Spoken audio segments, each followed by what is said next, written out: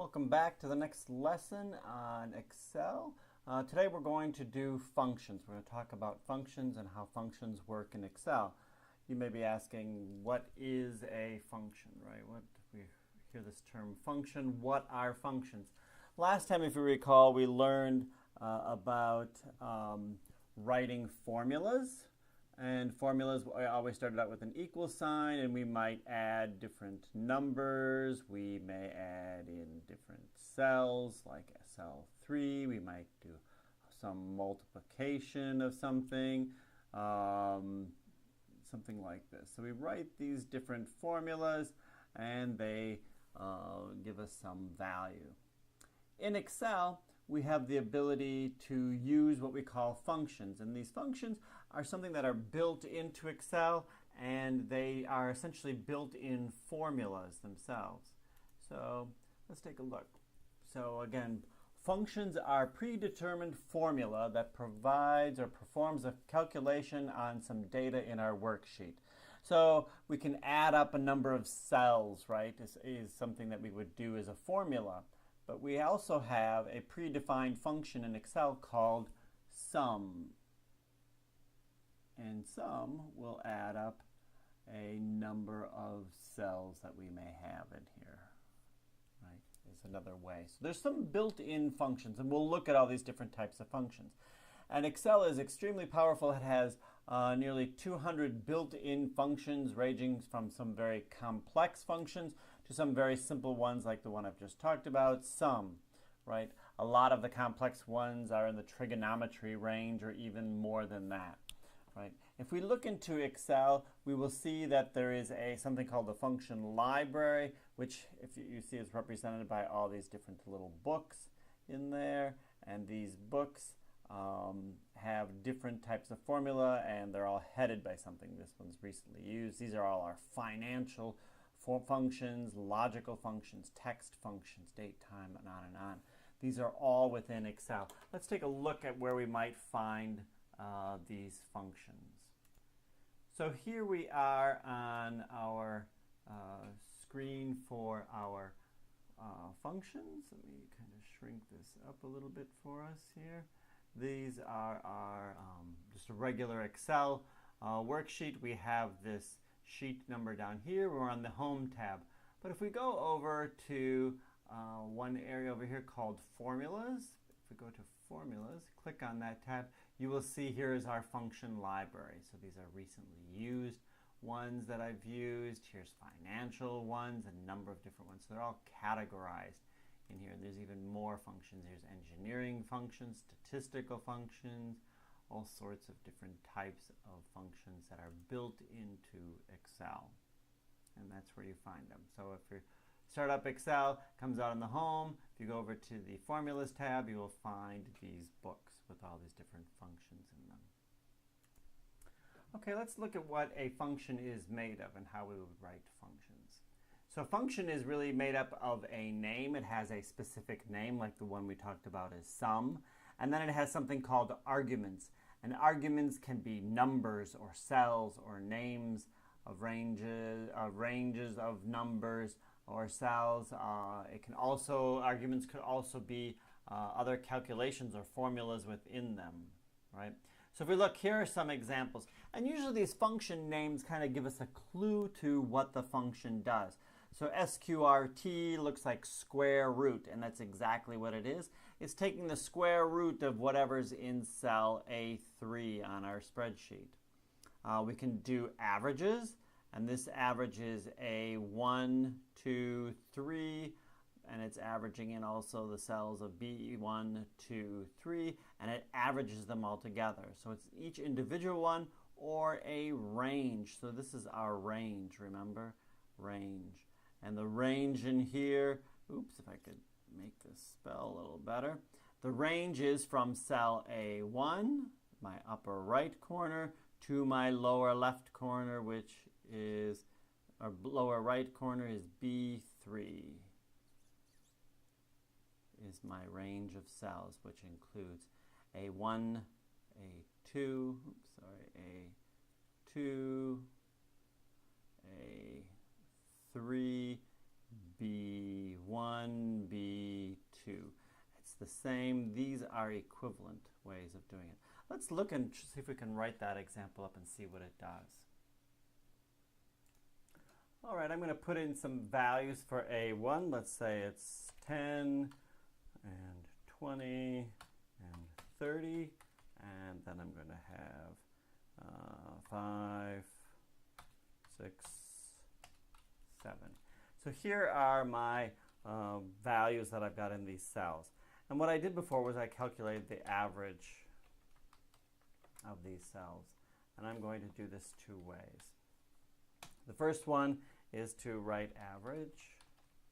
And you see the function comes up and it describes what it is. It says it returns the average or arithmetic mean of the arguments, right? Whatever I put in parentheses, which can be numbers or names or arrays or references that contain numbers, right? It could even be a range of things. So here's my open parentheses. You'll see the first thing it says it's looking for a number. I'm going to pick A1 and then I'm going to put a comma. It's looking for the next number. A2, A3, B1, B2, B3. I'm going to erase that last comma and then put a parentheses. You'll see each one is color-coded to each of the different cells. And now I'm going to hit enter and we will see what the average is. The average is 13 for this. Okay? So again, if I double click on that, it shows the average. It tells me what each number is, what the color coding is, and what cell it goes to, which is very handy to look at this. If I look at this again, I can use, the equal sign always as in formulas, as in functions. I start out with an equals average. And this time I'm going to use a range. I'm going to use this upper left corner, and I've got my left mouse button held down, and I'm going to drag it over to B3. It's that whole range. Right? If I do that, I also get 13. If I double click, it shows me that it's that whole range that I'm getting. Now I want to just do something real quickly. Remember last time we talked about doing absolute copying and relative copy. So again, if I copy this, excuse me, if I copy that and I copy it over to here, you'll see it's a division by 0. It's trying to keep that same location. Let's copy this again. Control C, Control V. And if I look, it's up 2 cells, 1, 2, and this block. So it's kind of the same area, but that's not what I want. I want it to still reference the other one. The way to do that again, if you remember, is to make these absolute. I can press F4, puts a $sign in front of both. There it is again. Boom. Now if I copy this and I copy it over here, you'll see it's still referencing there, right? No matter where I put it. All right. Good. All right. So let's look at this. Again, the arguments can be values. So I could have put actual numbers in. Or I could put my 10, 20, 30 in there, and 5, 6, 7, 8, or whatever I had there, instead of putting the cells. Or I can have the cell reference. I can have a range of cells as being shown right here. We see we have a range of cells, right? This is our range of cells. We have B3 to C5. That is from this cell here, including all the way down to my lower right corner. So it's that whole grouping. And I have the equal sign and I have the sum. So the sum is the function, and in the what's in parentheses are my arguments. So that's a range. The other thing I could do is I also could put formulas inside there. I could have had, you know, A or B 3 plus C 5 times 2, comma, and then I could put something else in. Or I could do other functions. I could have other functions inside there. Okay. So this would be an example of something I could have. I could have a single value, like 1, 2, 3, 4, or a cell. So that's what this first one is. I'm showing a cell as A1, but it could have just as easily been 1, 2, 3, or 4, or some other value or number. I could have a function, so I could do the square root of something. I could have a formula like this, or I could have a range like that. We must make sure that we have the correct data type to be used, right? What that means is, as sum, I need to make sure I don't have text. I need to make sure that I'm actually using numbers or values. Let's do some weird summation like this to kind of show you that this actually does work. Okay, I'm going to make some crazy sum up, right?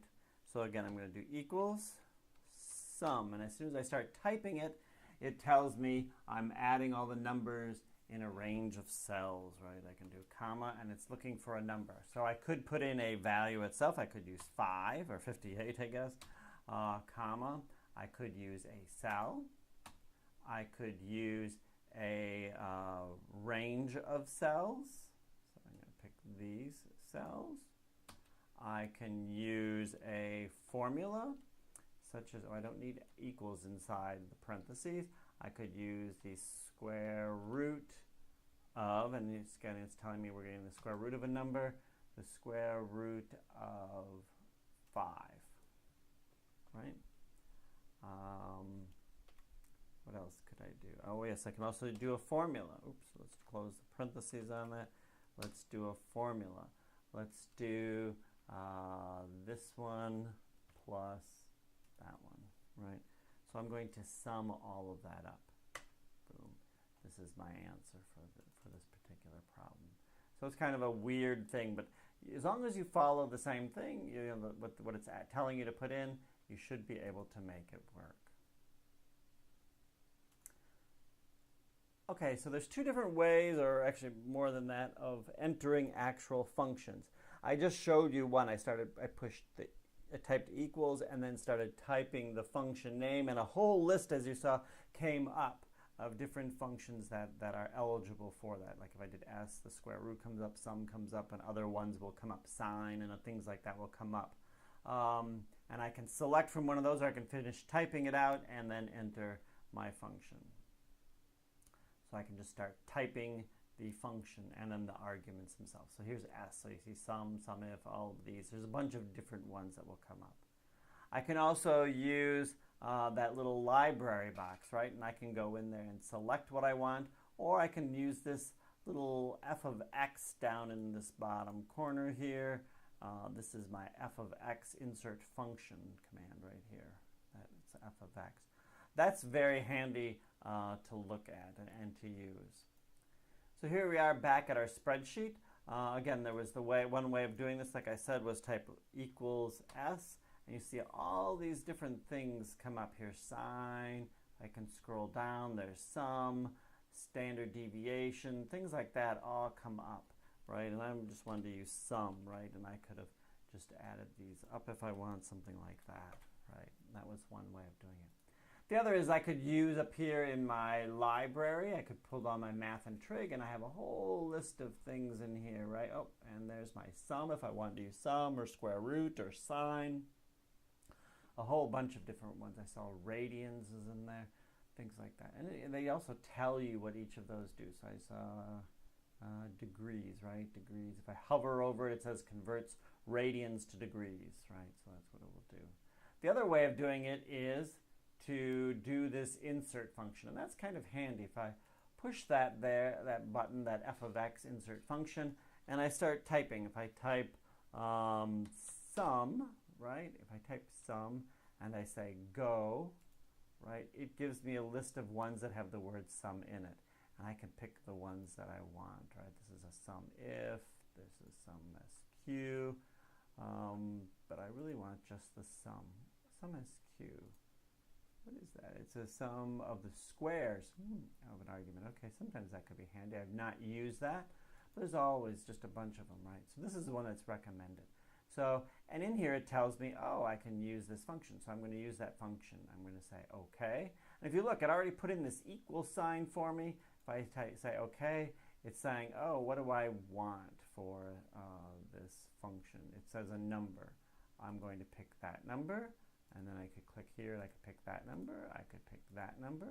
I could click here and pick a range also. So you see it actually adds and creates this formula for us, or this function for us, and it's also telling us what the value is as we go along, which is kind of handy. And all I need to do is say OK, and it's written it for me. So that's a really nice way of doing it. So again, if I hit this function, it puts the equals in. Another thing I want to show you is you see this word sum, I say OK. you can do help on this function. And that the help in Excel is extremely important. Hopefully you can see this. You'll see that I have the function. It tells me sum, it tells me what it does, it gives some examples. This one even has a little video on it. You can learn about it, the right syntax. A lot of times they will give you some examples. So here's some examples how to use it. There's an auto sum you can look at. We can look at that in a minute. All these different things. So the help in Excel is extremely good, and I suggest that you use it if you need it. All right, now let's take a quick look at some of the different libraries and what we might find. So some types of functions that we have are date and time. All dates are stored as serial numbers in the computer, and dates are numbered from the beginning of the 20th century going forward. And we can use these functions to convert to different forms of date. Typically, we will not use these functions in this class, and typically in engineering, we don't use it very often. But if you want more information, again, use the help function. Financial functions, there's a number of different financial functions. It's great for figuring out loan payments or future worth of something. We may work on some of this a little bit, but it's used in the Engineering 282 class, the economics class. It's also great to use for your own personal finance if you want to see how your 401k may grow or a savings account may grow given certain interest rates. It's a great financial functions that it has, and they're very useful. In this class, we may touch on it, but not very much. Logical functions, these are used to test things and test conditions, like greater than, less than, things like that. We'll talk more about this in the next lesson. They're very useful in the if function. That's another function that's available for us, and that too we'll talk about in the next lesson. There's also lookup and reference ones. I'm not going to spend a lot of time on that, but you can look up different things. You can create tables and do lookup tables. An example might be grades. You may have grades that you get A's and B's and C's, and you can create a lookup table, and A's are worth 4 points, B's are worth 3, C's worth 2, and so on and so forth. And you could have a lookup table that says, oh, if I get a B in this class, what does that mean? It means I get 3 points for that. Okay. So you could have a table that would look and translate that for you. We probably won't really deal with that in this class, but that's available for you also. A big one that is used is the math and trig, and these are typically used in very complex operations for engineering type problems. We will be using these functions in the math and trig area, right? Statistical functions are also available. We will use these to find standard deviations, to find averages, which we looked at already, to find means and modes and all that type of thing. Those are all in our statistical functions. Then there's some text functions. I will not be really going into text functions so much. You may find some extra credit problems that may need it or something to be able to look and evaluate a text function. So those can be rather handy. Here's a list of the most commonly used functions for us. I'm not going to go through all of them, but you have things like your absolute value, which creates any negative number to a positive. This EXP, I know we will be using this. This is raising some value e to some power, some value for x. The cosine is typically used, average is sign, there's the arc cosine, things like that. Log, the natural log, and log to base 10, mins, max, medians, modes, those are all our statistical type functions. Pi is a unique one, which is interesting. You'll see that it has just a parentheses.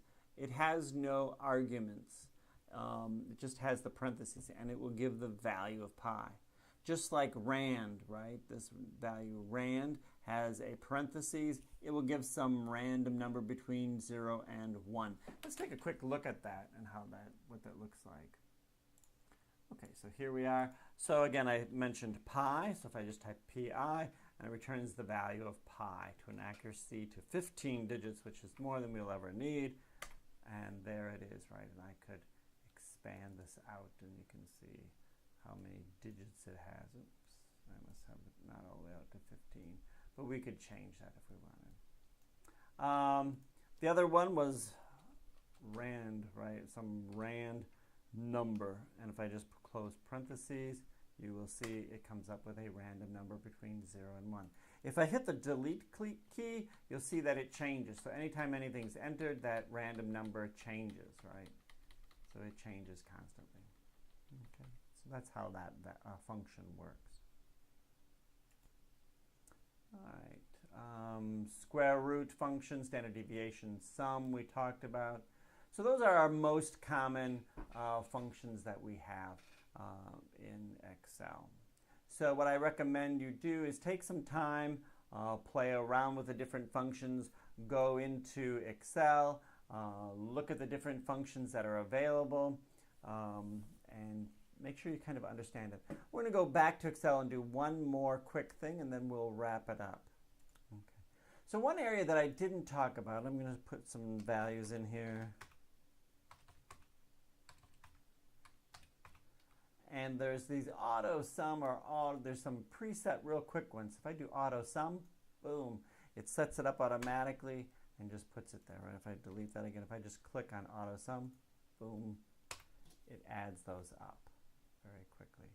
There are other ones that are just quick built in, the very quick functions. I could do an average, and it's an average of all those numbers up above, right? And there's also count numbers, right? So if I look at this and I put in count numbers, going to count those. It's 5. There are 5 different numbers up above that might be useful for us. So these are some built-in real quick functions, right, that we can find. Min, right, all built in real quickly for us to use. And there's more if we want to use them. We could do it that way. But there's some really nice ones. The auto sum one is probably the most used, and that's why it usually defaults to that. So I just wanted to point those out to you. From the home area, the other thing I wanted to point out also is that we have the formulas, right? You can do this insert fx. Also, if you're home or any of the other tabs, there is a function here. This fx is written right here, and you can just type it there, and you could do average or something, right?